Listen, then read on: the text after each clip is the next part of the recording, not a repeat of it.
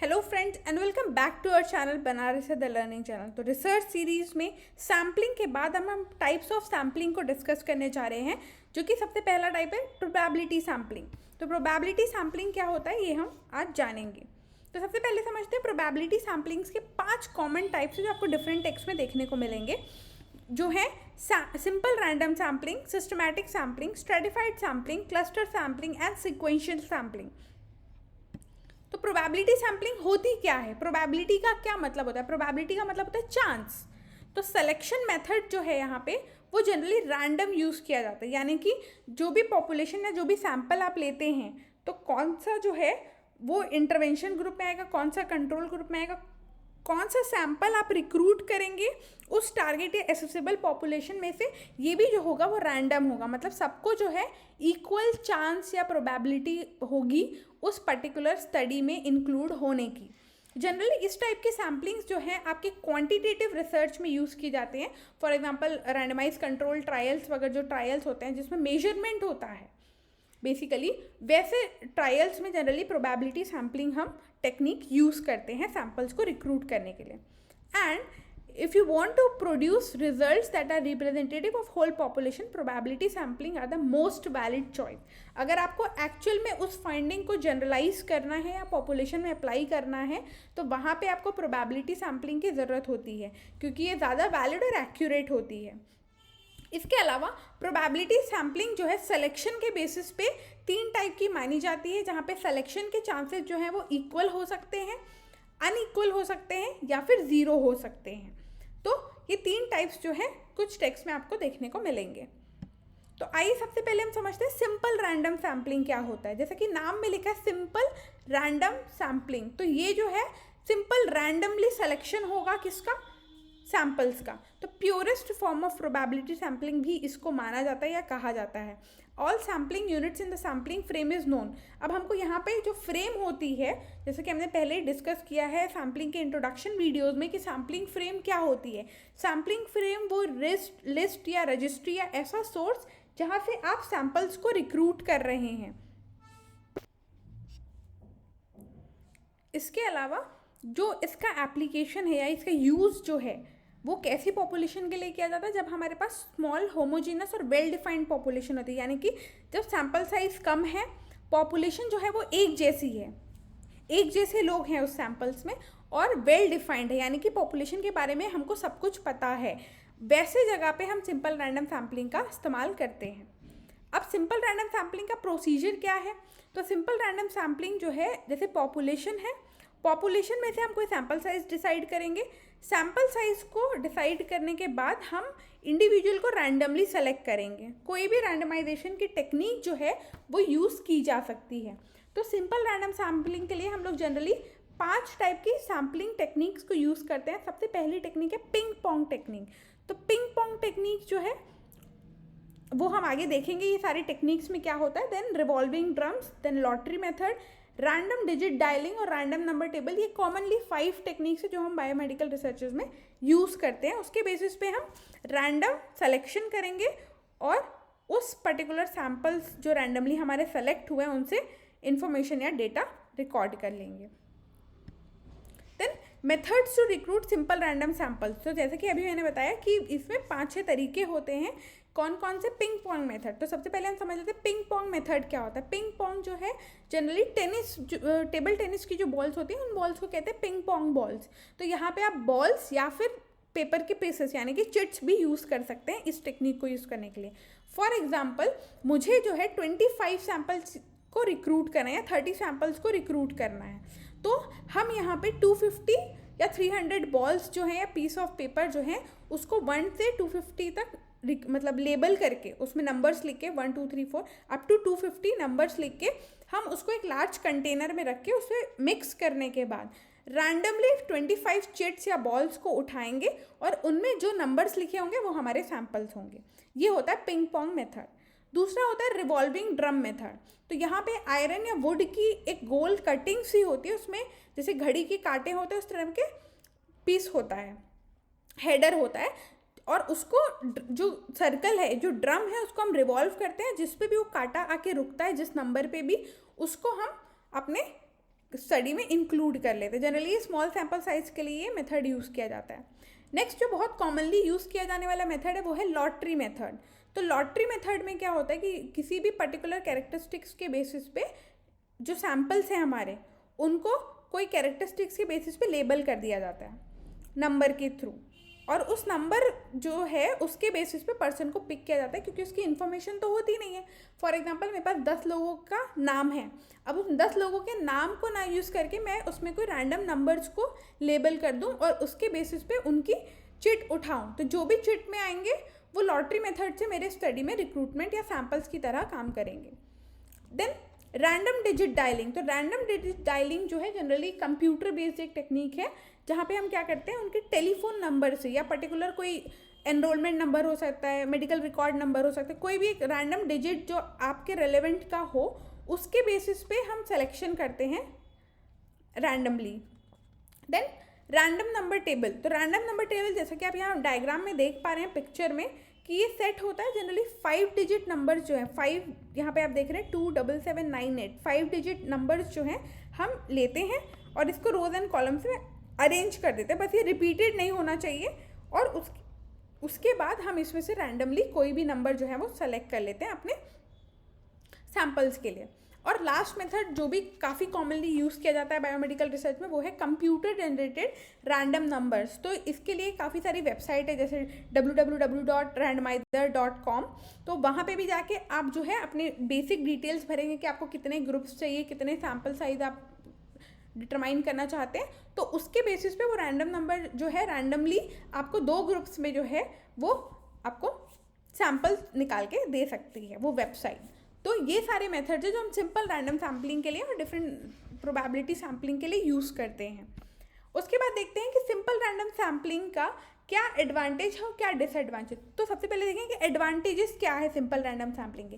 तो simple random sampling जो है इक्वल प्रोबेबिलिटी ऑफ सिलेक्शन रखता है। यहाँ पे जो भी सैम्पल्स रिक्रूट होंगे, जो भी पॉपुलेशन में लोग होंगे, जो भी एसेसिबल पॉपुलेशन में लोग होंगे, उन सबके पास इक्वल प्रोबेबिलिटी होगी कि उनमें से कोई भी जो है स्टडी के लिए सेलेक्ट हो सकता है। उसके अलावा सिंपल रैंडम सैम्पलिंग जो है वो टेक्निकली वैलिड मानी जाती है कि इसको आप टेक्निकली प्रूफ कर सकते हो कि ये वैलिड है। देन अनबाइज्ड रैंडम सिलेक्शन होता है। यहाँ पे प्योरली रैंडमाइज टेक्निक इसको बोलते हैं, या प्योरली रैंडमाइजेशन सैम्पलिंग टेक्निक भी इसको कहते हैं, क्योंकि यहाँ कोई बायस नहीं होता, रैंडम सिलेक्शन ही होता है इंडिविजुअल्स का। Then minimal sampling error. यहाँ पे जो सैम्पलिंग एरर है वो काफ़ी मिनिमल होता है, और इसके अलावा ये काफ़ी अच्छे रिप्रेजेंटेटिव की तरह काम करती है सिंपल रैंडम सैम्पलिंग के जो सैम्पल्स लिए हुए होते हैं वो।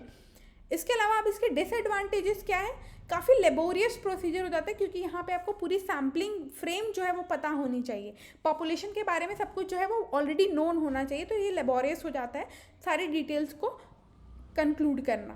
Then complete list of sampling unit और sampling frame is required. Again यहाँ पे आपको प्रायर जो पूरा सैम्पलिंग लिस्ट है या सैम्पलिंग फ्रेम है वो पता होना चाहिए, और इसको करने में ज़्यादा टाइम लगता है। नो डाउट ये एक्यूरेट होती है, मोर वैलिड होती है, बट इसको करने में ज़्यादा टाइम कंज्यूमिंग ये प्रोसेस है। Then less chances of covering whole population, और ये कभी होल पॉपुलेशन जो है वो कवर नहीं कर पाती है। सो नेक्स्ट रैंडमाइजेशन या प्रोबेबिलिटी सैम्पलिंग का जो टाइप है वो है सिस्टमैटिक रैंडम सैम्पलिंग। तो systematic random sampling, the word systematic से हम क्या समझते हैं, तो सिस्टमैटिक मतलब कोई पर्टिकुलर इंटरवल के बाद आप रिपीटिशन कर रहे हैं, कोई पर्टिकुलर इंटरवल के बाद। तो to reduce the difficulty in creation and use of random number, जैसा कि हमने सिंपल रैंडम सैम्पलिंग में देखा था, यहाँ पे लार्जर पॉपुलेशन को कवर करना थोड़ा आसान हो जाता है। तो अगर हमको प्रोबेबिलिटी सैम्पलिंग लेनी है पर हमारे पास ज़्यादा बड़ी पॉपुलेशन है, तो उस पॉपुलेशन के लिए हम सिस्टमैटिक रैंडम सैम्पलिंग यूज़ कर सकते हैं, जहाँ पे हमको वो सारे टाइम कंज्यूमिंग मेथड जो हैं कम लगते हैं। उसके अलावा हम इसमें कैसे देखते हैं, sampling unit are selected at the periodic interval. तो जो भी सैम्पलिंग यूनिट या सैम्पल्स हम रिक्रूट करेंगे वो कोई एक्स या केथ इंटरवल में करेंगे। फॉर एग्जांपल मुझे हर तीसरे घर से सर्वे करना है, हर चौथे इंसान को अपनी स्टडी में लेना है, जो भी मेरे क्लिनिक में आ रहे हैं, जो भी मेरे हॉस्पिटल में आ रहे हैं, हर चौथे इंसान को हम अपनी स्टडीज़ में लेंगे। तो ऐसा एक फिक्स पीरियोडिक इंटरवल होता है जिसके बेसिस पे आप रिक्रूटमेंट करते हैं। अब इस केथ या इस इंटरवल को कैसे रूल आउट करते हैं, तो total target population divided by sample size जब आप करेंगे तो इस के की वैल्यू आपको मिल जाएगी। तो उस इंटरवल के बेसिस पे, फॉर एग्जांपल अगर ये के की वैल्यू 10 आती है तो आपको हर 10वें इंसान में या हर 10वें घर में आपको जो है सैम्पल लेना है, ऐसा हम प्रेफर करते हैं। अब इसका प्रोसेस क्या है, तो इसका प्रोसेस समझते हैं। जो भी पॉपुलेशन है, डिफाइंड पॉपुलेशन, उसमें से आप सैम्पल साइज कैलकुलेट कराएंगे पहले स्टैट्स की हेल्प से, फिर एस्टिमेट करेंगे पॉपुलेशन साइज जिसको हम डिवाइड करेंगे सैम्पल साइज के साथ। तो हमारा के की जो वैल्यू है या इंटरवल जो है वो वैल्यू हमको पता चल जाएगी और हम उसके अकॉर्डिंग फिर डाटा जो है वो हर केथ मेंबर से कलेक्ट कर लेंगे। अब सिस्टमैटिक रैंडम सैम्पलिंग के क्या एडवांटेजेस और क्या डिसएडवांटेजेस हैं। तो सिस्टमैटिक रैंडम सैम्पलिंग जो है वो काफ़ी सिंपल है यूज़ करने के लिए और लार्जर पॉपुलेशन को ये कवर करती है, तो ये इसके एडवांटेजेस हैं।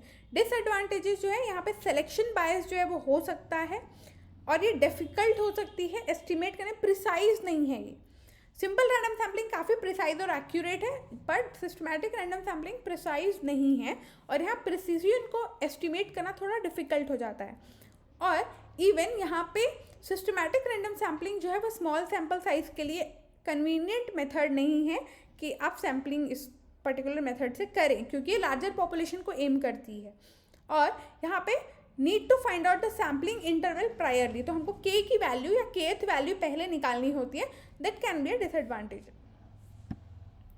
देन नेक्स्ट प्रोबेबिलिटी सैम्पलिंग का टाइप आता है हमारे पास स्ट्रैटिफाइड रैंडम सैम्पलिंग। तो स्ट्रैटिफाइड रैंडम सैम्पलिंग में क्या होगा कि हम पहले स्ट्रैटास डिवाइड करेंगे। तो आइए देखते हैं स्ट्रैटा क्या होता है। The process of splitting the heterogeneous population into homogeneous subgroups, that is called strata, and this process is called stratification. तो जब भी हम कोई heterogeneous या मिश्रित जो population है उसको हम कोई कैरेक्टरिस्टिक या कोई पर्टिकुलर बेसिस यूज़ करके जब हम होमोजेनियस ग्रुप में डिवाइड कर देते हैं तो वो कहलाता है strata. For example male and female, that can B strata, और इस प्रोसेस को हम कहेंगे स्ट्रैटिफिकेशन। देन सिंगल और more than one characteristic is use, तो यहाँ पे एक या एक से ज़्यादा कैरेक्टरिस्टिक्स यूज़ करके ये सब ग्रुप्स या स्ट्रैटा का फॉर्मेशन किया जा सकता है। और ये दो टाइप के हो सकते हैं स्ट्रैटिफाइड रैंडम सैम्पलिंग, एक होता है प्रपोर्शनेट और एक होता है disproportionate based on the proportion.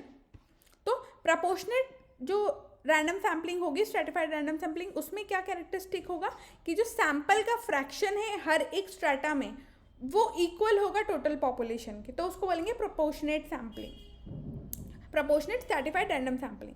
Disproportionate में यही जो फ्रैक्शन है, जो आपका स्मॉल फ्रैक्शन है हर एक स्ट्रैटा का, वो आपके टोटल पॉपुलेशन के साथ मैच नहीं करेगा।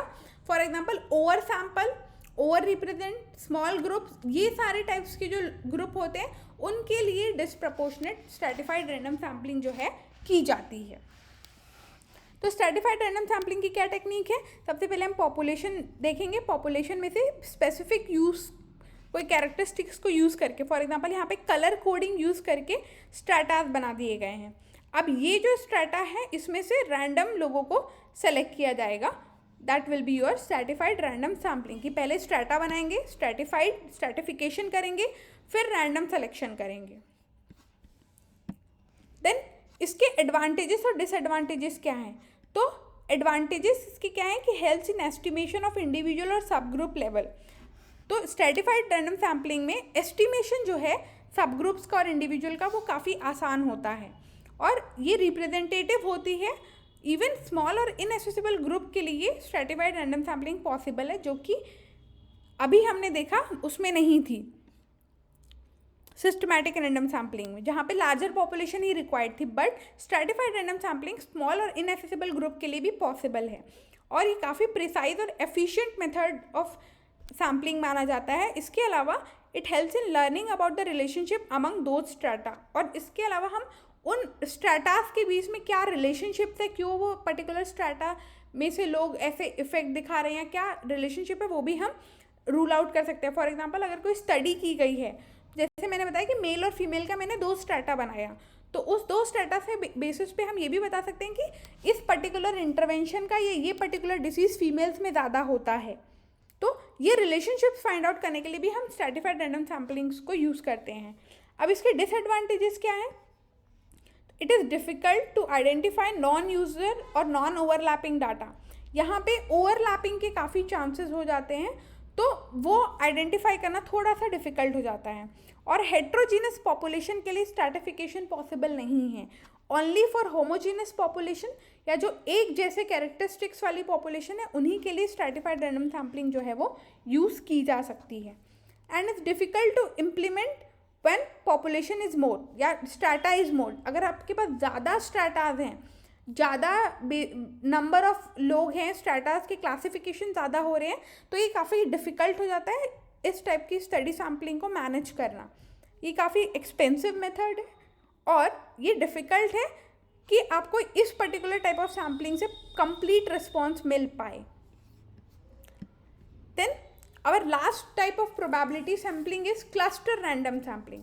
तो क्लस्टर रैंडम सैम्पलिंग से आप क्या समझते हैं? सबसे पहले यहाँ बनेगा क्लस्टर और फिर उसमें से रैंडमाइज करके या रैंडम तरीके से हम सैम्पलिंग या सैम्पल्स को रिक्रूट करेंगे। तो सबसे पहले समझते हैं कि ये सैम्पलिंग्स कैसे होती हैं। तो क्लस्टर सैम्पलिंग जो है वो लार्जर पॉपुलेशन के लिए किया जाता है, जो वाइड एरिया में फैले हुए हैं, जो ज़्यादा जियोग्राफिकल एरियाज में डिस्ट्रीब्यूटेड है, वैसी पॉपुलेशन के लिए क्लस्टर सैम्पलिंग की जाती है। Then cluster sampling naturally group in the population based on the geographical area, schools और हॉस्पिटल। यानी कि क्लस्टर जो है वो नेचुरली ऑक्यूरिंग ग्रुप्स में होता है। फॉर एग्जांपल, अगर मुझे किसी इंडिविजुअल को किसी पर्टिकुलर लोकेशन के हिसाब से जो है वो क्लस्टर करना है कि ओके, वाराणसी का एक क्लस्टर, मिर्ज़ापुर का एक क्लस्टर, मेरठ का एक cluster, this can be type of clusters we can make geographical area के बेसिस पे, स्कूल के बेसिस पे कि फॉर एग्जांपल मेरे को अपने लोकेलिटी के बच्चों पे स्टडी करनी है, तो पर्टिकुलर स्कूल के बेसिस पे या स्टैंडर्ड, फॉर एग्जांपल क्लास 7 के बच्चे मुझे रिक्रूट करने हैं, तो that can be my cluster कि क्लास 7 के जितने बच्चे होंगे पर्टिकुलर डिफरेंट स्कूल्स के, XYZ स्कूल के, वो सारे जो है मेरे क्लस्टर्स बन जाएंगे। और या फिर आप हॉस्पिटल के बेसिस पे भी क्लस्टर्स बना सकते हैं। तो क्लस्टर रैंडम सैम्पलिंग जो है वो 3 टाइप की होती है, फर्स्ट स्टेज, सेकेंड स्टेज और मल्टी स्टेज। तो फर्स्ट स्टेज या 1 स्टेज क्लस्टर सैम्पलिंग में clusters are randomly selected and all sub units of the clusters are studied. यानी कि आप जो है रैंडम नेचुरल अकरिंग ग्रुप में से क्लस्टर्स को रैंडमली सेलेक्ट करेंगे और उस क्लस्टर के जितने भी इंडिविजुअल्स हैं उन सबको स्टडी करेंगे। सेकेंड स्टेज क्लस्टर में क्या होता है कि after random selection of cluster the secondary sampling units are drawn from that cluster. कि आप सबसे पहले क्या करेंगे, आप सबसे पहले क्लस्टर्स बनाएंगे। क्लस्टर्स बनाने के बाद उसमें से सैम्पल्स को सिंपल या सिस्टमैटिक रैंडम सैम्पलिंग के थ्रू रिक्रूट करेंगे अपनी स्टडी के लिए। और या फिर multi stage cluster random sampling, तो सेलेक्टिंग 2 और more successive stages. For example multi stage के लिए काफ़ी इजी एग्जांपल है कि मुझे इंडिया में स्टडी करनी है, तो वो मेरा सबसे पहला स्टेज होगा। फिर उसके बाद मुझे अपना स्टेट स्पेसिफाई करना है। फॉर एग्जांपल मुझे उत्तर प्रदेश, मध्य प्रदेश, छत्तीसगढ़, कोई भी एक स्टेट पे स्टडी करनी है, तो उस पर्टिकुलर स्टेट के बाद हम कोई पर्टिकुलर डिस्ट्रिक्ट लेंगे, टाउन लेंगे, विलेज लेंगे, फिर वहाँ से रिक्रूटिंग करेंगे। तो ये जो डिफरेंट सक्सेसिव स्टेजेस आए कि country, state, town, city, village, ये सारे जो हो गए वो मल्टी स्टेज क्लस्टर सैम्पलिंग के एग्जाम्पल हो सकते हैं। देन क्लस्टर रैंडम सैम्पलिंग को अगर हम पिक्टोरिकल या डायग्रामेटिक वे में समझे तो क्या होता है कि कोई डिफाइंड पॉपुलेशन है हमारी, उसके बेसिस पे हम नेचुरली अक्यूरिंग ग्रुप के बेसिस पे, फॉर एग्जांपल मैंने कोई पर्टिकुलर रीजन के बेसिस पे इसको आइडेंटिफाइड करके और इसको क्लस्टर बना दिया कि अच्छा ये X जगह के लोग हैं, ये Y जगह के लोग हैं, ये Z जगह के लोग हैं। फॉर एग्जांपल XYZ ऐसे मैंने क्लस्टर्स बना लिए। अब इन क्लस्टर्स में से कि या तो हम क्या करेंगे, 1 स्टेज क्लस्टर में पूरा का पूरा क्लस्टर स्टडी करेंगे जिनको हम रैंडमली सेलेक्ट करेंगे। फॉर एग्जांपल मैंने रैंडमली ये और ये क्लस्टर्स को सेलेक्ट किया, तो इनको हम कंप्लीटली स्टडी करेंगे। ये हुआ 1 stage cluster sampling. 2 stage cluster sampling में क्या होगा कि यहाँ तक का प्रोसेस जो है वो सेम होगा कि हम रैंडमली क्लस्टर्स को सेलेक्ट करेंगे। अब इन क्लस्टर्स में से इंडिविजुअल को सेलेक्ट करके हम डाटा कलेक्ट करेंगे। वहीं अगर मल्टी स्टेज सैम्पलिंग देखें तो फॉर एग्जांपल ये मान लीजिए कि ये कंट्री है इंडिया से मैंने डिफरेंट स्टेट्स में क्लस्टर्स बना लिए कि हाँ ये XYZ स्टेट्स हैं। उसके बेसिस पे फिर हर एक स्टेट से मैंने पर्टिकुलर सिटीज़ के बेसिस पे क्लस्टर्स बना लिया और हर एक सिटी से फिर मैंने सैम्पलिंग ली, तो that can B multi stage cluster sampling. फिर मल्टी स्टेज या क्लस्टर्ड सैम्पलिंग के लिए हमारे पास एडवांटेजेस और डिसएडवांटेजेस क्या हैं। तो cluster sampling need no sampling frame, cluster sampling के लिए हमको कोई सैम्पलिंग फ्रेम की ज़रूरत नहीं पड़ती, तो this can B an advantage. It requires less resources like time, money and man power, तो ज़्यादा वाइड रिप्रेजेंटेशन भी हमको मिलता है और हमको टाइम भी कम लगता है अगर हम क्लस्टर रैंडम सैम्पलिंग करते हैं तो। गुड फॉर लार्जर पॉपुलेशन, जैसे कि हमने पहले ही डिस्कस कर लिया था, and easy way to collect data, तो ईजी हो जाता है यहाँ पे डेटा कलेक्शन करना। अब क्लस्टर सैम्पलिंग के डिसएडवांटेजेस क्या हैं, तो डिसएडवांटेजेस हैं कि ये काफ़ी लेस डाइवर्स होती है, डाइवर्सिफिकेशन यहाँ पे कम हो पाता है, क्योंकि हम क्या कर रहे हैं, रैंडमली उनको ऑलरेडी सब डिवाइड करके क्लस्टर्स बना के फिर उसमें से ले रहे हैं, तो यहाँ डाइवर्सिटी जो है हमारे पास सैम्पल्स में नहीं बच पाती है।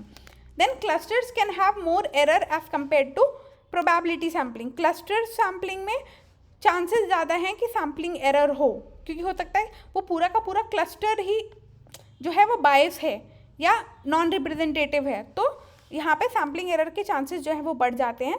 Good only for larger sample size study, यानी कि लार्ज पॉपुलेशन स्टडीज़ के लिए क्लस्टर सैम्पलिंग अच्छी है, स्मॉल सैम्पल साइज या स्मॉल पॉपुलेशन के लिए स्टडी टेक्निक बहुत अच्छी नहीं मानी जाएगी, मतलब sampling technique. And least representative of population, क्योंकि हमने ऑलरेडी बहुत जो है वो डिस्ट्रीब्यूशन कर दिया है या क्लासिफिकेशन कर दिया, तो यहाँ पर रिप्रेजेंटेटिवनेस जो है वो कम हो जाती है। Hope you guys like this video. Do like, share and subscribe our channel for more videos. Thanks for watching.